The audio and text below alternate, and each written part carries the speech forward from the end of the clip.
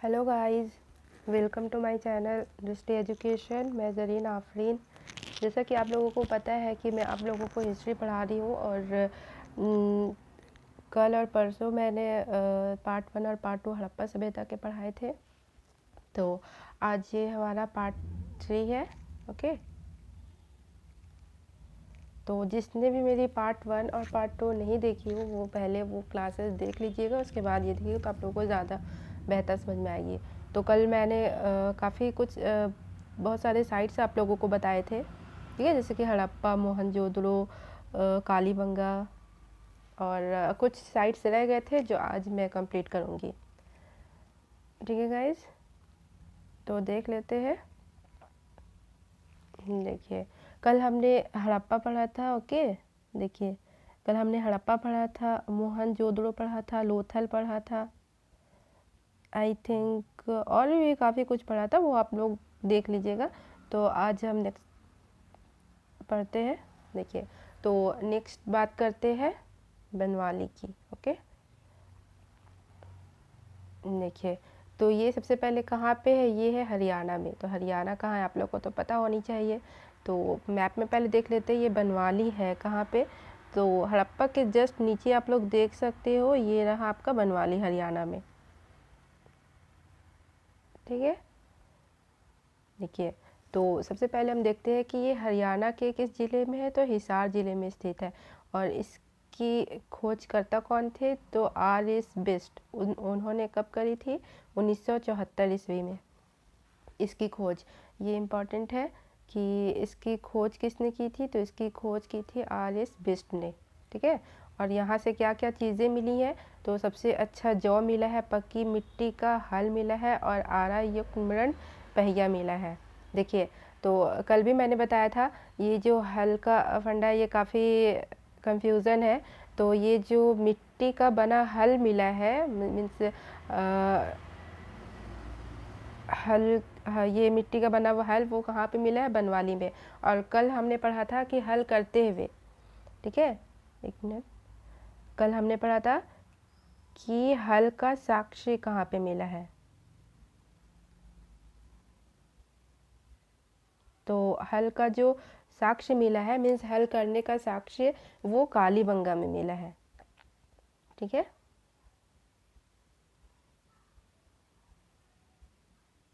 अगर हम देखें कि हल करने का जो साक्ष्य मिला है वो कालीबंगा में मिला है, और जो मिट्टी की बनी हल की जो ये स्ट्रक्चर मिली है वो बनवाली में मिले। ये तो ये दोनों चीज़ अच्छे से याद रखिएगा, इसमें काफ़ी कन्फ्यूजन होती है और ये दोनों क्वेश्चन काफ़ी बार पूछी जाती है। ठीक है दोनों में काफ़ी मतलब कंफ्यूज किया जाता है। तो नेक्स्ट बात करते हैं सूत कांगे डोर। तो सूत कांगे डोर मैप में कहाँ पे है वो हम देख लेते हैं। तो देखिए, सूत कांगे डोर, तो हमने सबसे पहली क्लास में पढ़ा था कि सबसे पश्चिम में क्या है, सबसे पश्चिम में सूत कांगे डोर है। तो यहाँ हम देख सकते हैं सबसे पश्चिम में है ये सूत कांगे डोर। ठीक है, जो किस नदी के किनारे है, तो वो दाश्क नदी के किनारे था। ये मैंने आपको बताया था फर्स्ट क्लास में ही। देखिए, तो ये है कहाँ पे, ये पाकिस्तान के बलूचिस्तान के मकरान तट पर स्थित है। किस नदी के किनारे है, तो दाश्क नदी के किनारे है। ठीक है, दाश्क किस नदी के किनारे है, ये दाश्क नदी के किनारे स्थित है। ये इम्पॉर्टेंट है नदी, इसको याद रखना।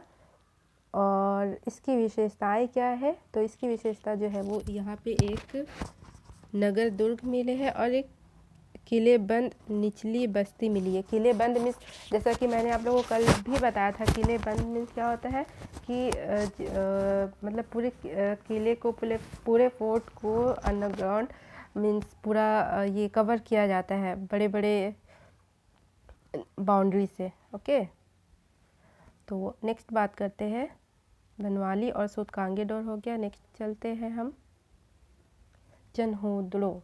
देखिए, तो चनहूदड़ो कहाँ है ये पहले हम जान लेते हैं कि चनहूदड़ो कहाँ पे। ये पहले देखिए, ये पाकिस्तान के सिंध प्रांत में है। तो हम मैप में कहाँ खोजेंगे, ये पाकिस्तान में है। ओके, देखिए ये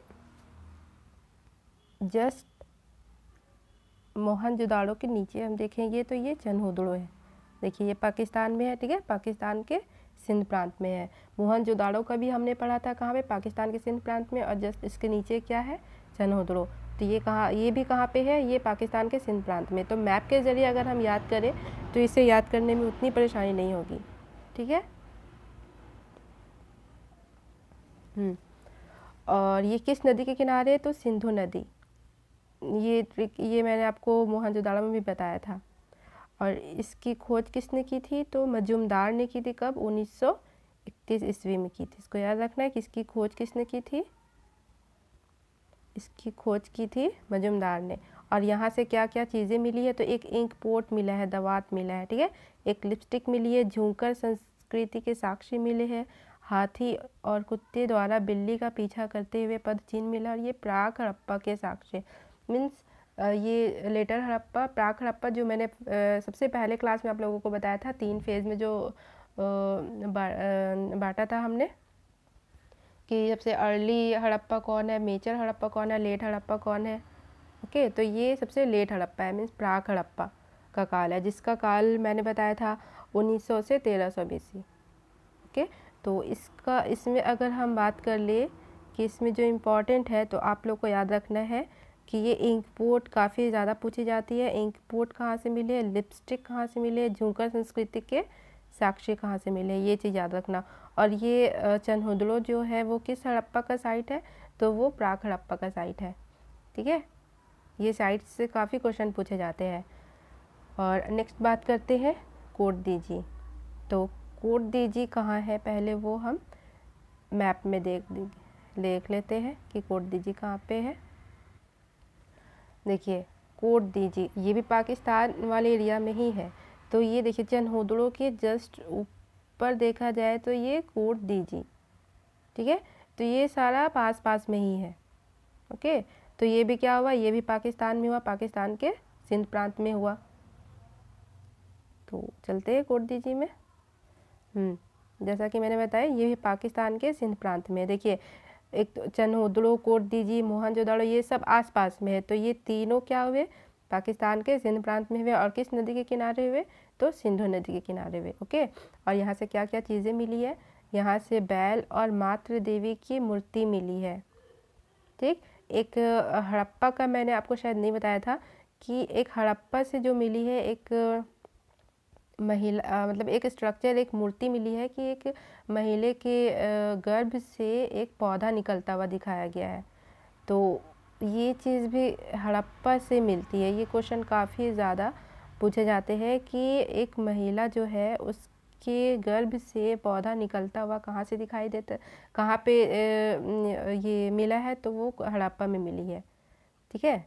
और उससे क्या पता चलता है कि वहाँ पे कृषि होती थी, खेती होती थी, उससे ये पता चलता है, ठीक। और एक मातृ देवी की मूर्ति, अगर मूर्ति का पूछा जाए तो वो कहाँ पे मिला है, तो वो कोटदीजी में मिला है। और देखिए, और यहाँ पे तार भी मिला है, जिससे क्या पता चलता है कि यहाँ का जो स्थल है वो आग लगने से ख़त्म हुई होगी। कैसे पता चलता है, क्योंकि यहाँ पे काफ़ी मात्रा में हमें तार मिली है, इसीलिए हमें क्या पता चलता है कि यहाँ का जो स्थल है वो आग लगने से ख़त्म हुई होगी, ऐसा विद्वानों का मानना है, ठीक है। तो ये सारा हो चुका है, जो इम्पोर्टेंट था, जो इम्पोर्टेंट साइट थी वो मैंने आप लोग को बता दिया है। तो नेक्स्ट चलते हैं। देखिए नेक्स्ट है धौलावीरा। ये काफ़ी इंपॉर्टेंट है धौलावीरा, इससे बहुत सारे क्वेश्चन पूछे जाते हैं। ये कहाँ पे स्थित है धौलावीरा, ये गुजरात में है। तो पहले मैप में देख लीजिए ये गुजरात में कहाँ पे है धौलावीरा। तो देखिए पहले मैं इरेज कर देती हूँ थोड़ा, तो आप लोग को अच्छे से दिखेगा। देखिए धौलावीरा ये गुजरात में यहाँ है, देख लीजिए, ठीक है, गुजरात में। अगर हम लोग मैप के ज़रिए याद करते हैं तो वो काफ़ी आसानी से याद हो, उसमें रटने का ज़रूरत नहीं होता है, देखने से ऐसे भी ज़्यादा अच्छे से याद होता है, इसीलिए हमें मैप से ही पढ़ना चाहिए। ओके, तो ये कहाँ है, गुजरात के कच्छ के रण में स्थित है और ये तीसरी बड़ी नगर है, ठीक है गाइस। तो अगर हम देखें तो सबसे अगर पहली बड़ी नगर अगर कहा जाए तो सबसे पहली बड़ी नगर जो हुई वो हड़प्पा हुई, ओके। और अगर दूसरी बड़ी नगर बोला जाए तो वो मोहनजोदड़ो हुई, मोहनजोदड़ो। ओके। और तीसरी बड़ी नगर वो क्या हुई, वो धौलावीरा।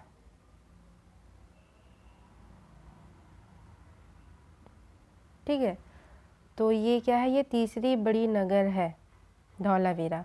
और इसकी खोज किसने की थी, इसकी खोज की थी R.S. बिष्ट ने। कब की थी, 1990 से 91 ईस्वी में की थी।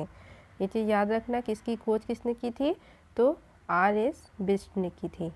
और इसकी विशेषताएं क्या है, तो इसकी विशेषता जो है, देखिए हड़प्पा के जो अधिकांश नगर थे वो 2 भागों में बटे हुए थे, लेकिन जो धौलावीरा थे वो 3 भागों में बटा हुआ था। ठीक है, हमेशा 2 भागों में बटा हुआ था।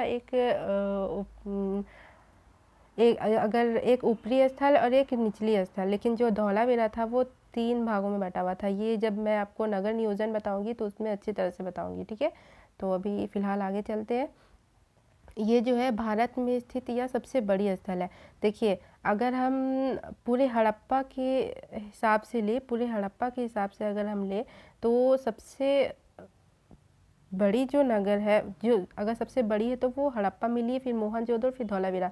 और अगर भारत के हिसाब से ले हम, अगर भारत के हिसाब से ले, तो भारत के हिसाब से सबसे बड़ी नगर जो है वो धौलावीरा है। ओके, और अगर हड़प्पा के हिसाब से लेंगे तो वो तीसरी बड़ी नगर है। ठीक है, ये चीज़ याद रखना।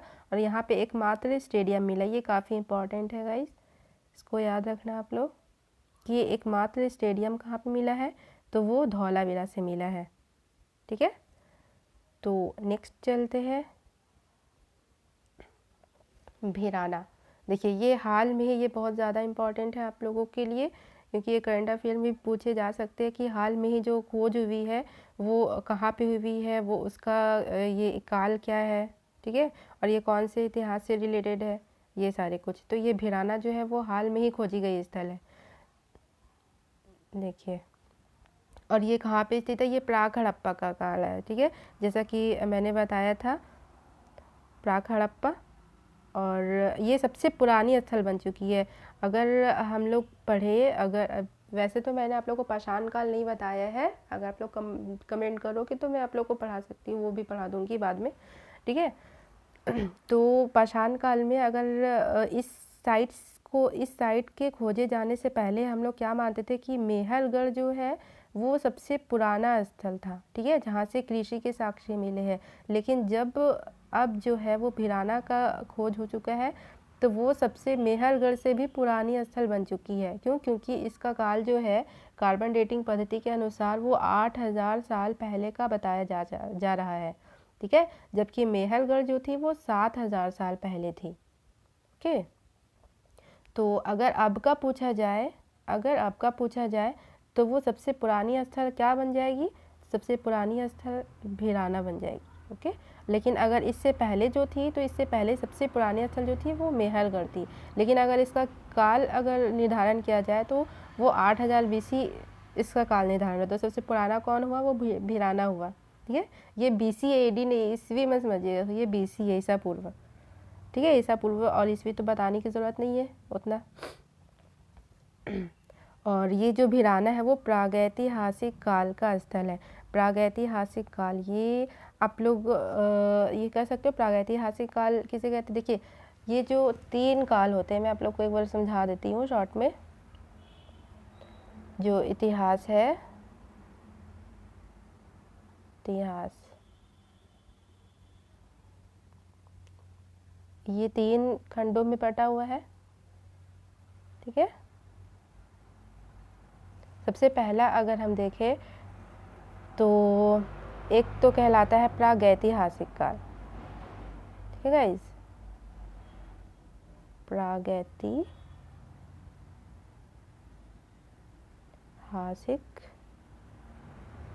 काल। ओके, और एक होता है आद्य ऐतिहासिक काल। आद्य ऐतिहासिक काल, और एक होता है इतिहास या ऐतिहासिक काल।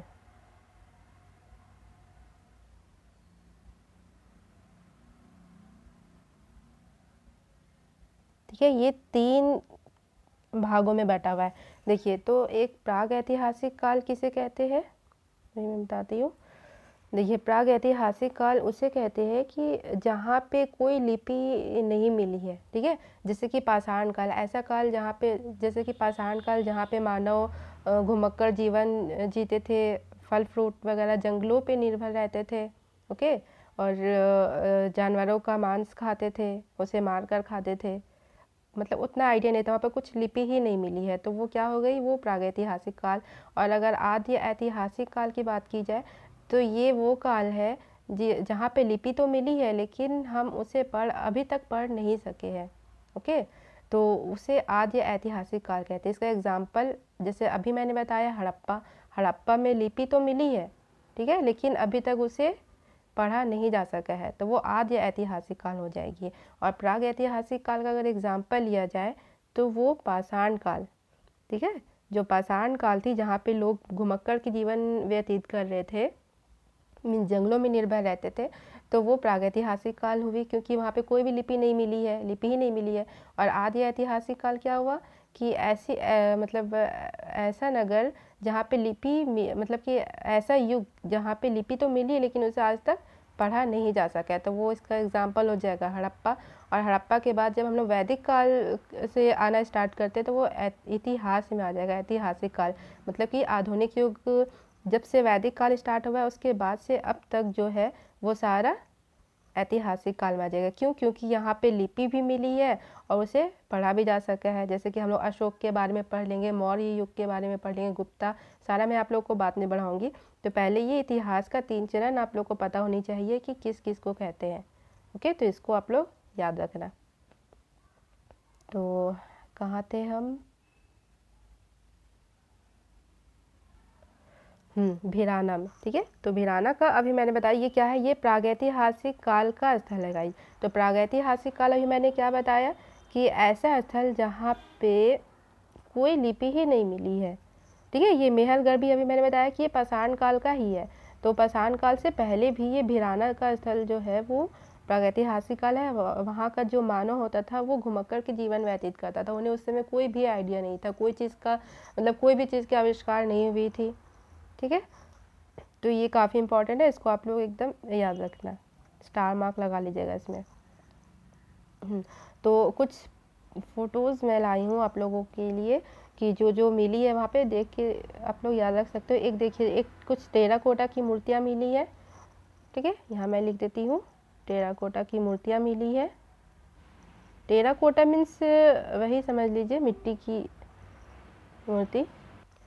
तो कुछ टेराकोटा की मूर्तियाँ मिली है, ये काफ़ी जगह से मिली है, लेकिन सबसे पहले तो मोहनजोदड़ो से काफ़ी ज़्यादा मात्रा में मिली है, ओके। और एक दाढ़ी वाले पुरुष का जो है वो आधा फ़ोटो मिला है, आप लोग को दिख सकता है, ये आधा फ़ोटो, ना हाथ है ना कुछ, एक शॉल ओढ़े हुए है और एक दाढ़ी बनी हुई है, ठीक है। ये भी मोहनजोदड़ो से मिला है। और ये एक डांसिंग गर्ल, ये मैंने बताया था आप लोगों को जब मैं मोहनजोदड़ो बता रही थी कि ये डांसिंग गर्ल जो मिली है वो कहाँ से मिली है, नृत्य करती हुई नारी की मूर्ति, वो भी मोहनजोदड़ो से मिली है। तो आप लोग ये सब याद रखना। नेक्स्ट हम बात करते हैं कि हड़प्पा सभ्यता का जो विस्तार हुआ था वो किस किस नदियों के किनारे हुआ है, ठीक है। तो यहाँ पे देखिए आप लोग, मैप में दिख जाएगी अच्छे से। देखिए, एक तो सबसे पहले झेलम नदी, सिंधु नदी, चेनाब, ये रावी है, ठीक है, ये रावी गुजरी है, रावी नदी, और एक सतलज नदी। इन पांचों से ये जो जितनी भी साइट मिली है ये इन पांचों नदियों के किनारे है, ओके। बाकी यहाँ ये भी है। तो इन लोगों का जो है वो सीरियल वाई भी पूछा जाता है, तो आप लोग लाइन से इसको याद रखना कि कौन कौन सी नदियाँ जो इसकी सिंधु नदी की जो सहायक नदियाँ हैं 5, वो कौन कौन सी है लाइन से। तो सबसे पहले तो सिंधु नदी हो गई, यहाँ मैं लिख देती हूँ। और नेक्स्ट बात किया जाए तो झेलम हो गए, झेलम, और थर्ड में चेनाब, और फोर्थ में रावी, और 5th में सतलज। तो इसे आप लोग लाइन से याद रखना, ठीक है। इसकी जो 5 सहायक नदियाँ हैं वो कौन कौन सी है, तो सिंधु, झेलम, चेनाब, रावी और सतलज इसकी सहायक नदियाँ हैं। और ये कहाँ से गुजरी है, पंजाब। ये पंजाब की 5 सहायक नदियाँ हैं, ठीक है गाइस, इसको याद रखना, बाकी उतना याद रखने की ज़रूरत नहीं है। और नेक्स्ट हम चलते हैं। मैंने आप लोगों को बताया था कि मैं एक चार्ट लेकर के आऊँगी आप लोगों के लिए कि जो कौन सा स्थल किस नदी के किनारे है वो आप लोग को आसानी से याद हो जाए। तो ये वही चीज़ है, देख लो आप लोग, इससे आप लोग को याद करने में काफ़ी आसानी होगी।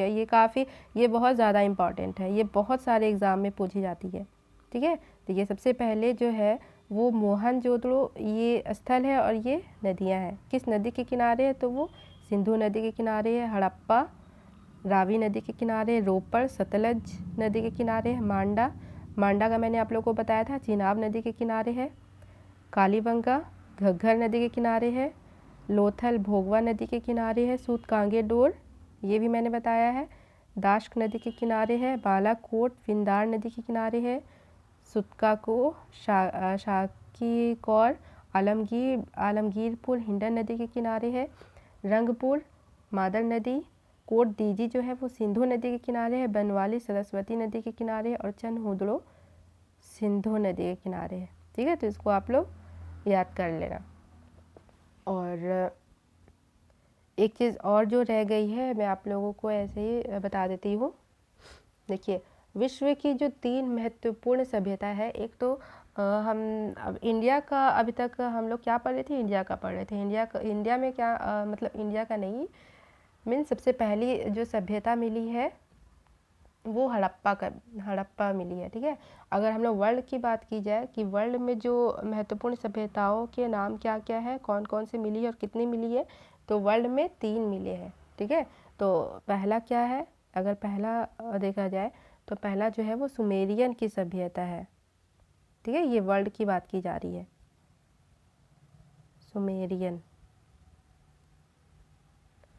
सुमेरियन को मेसोपोटामिया भी कहते हैं। मेसोपोटामिया की सभ्यता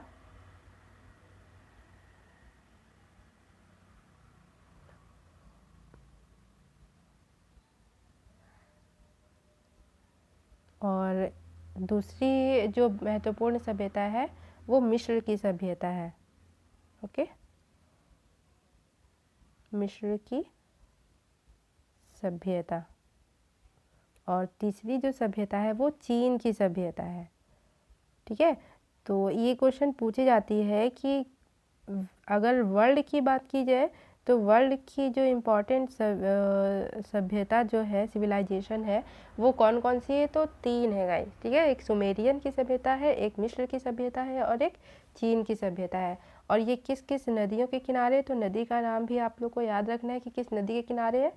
तो जो मेसोपोटामिया की सभ्यता है वो दजला और फरात नदी के किनारे है, ओके। दजला और फरात नदी के किनारे है। और मिस्र की सभ्यता है वो नील नदी के किनारे है, ये तो इजी है, नील नदी के किनारे है, ओके। और चीन की सभ्यता जो है वो कौन सी नदी के किनारे, वो होंग हो नदी के किनारे है, होंग हो नदी के किनारे, ठीक है। ये चीज़ आप लोग याद रखना कि वर्ल्ड की जो 3 सभ्यता है वो किस किस नदियों के किनारे है और कौन कौन सी है, ठीक है।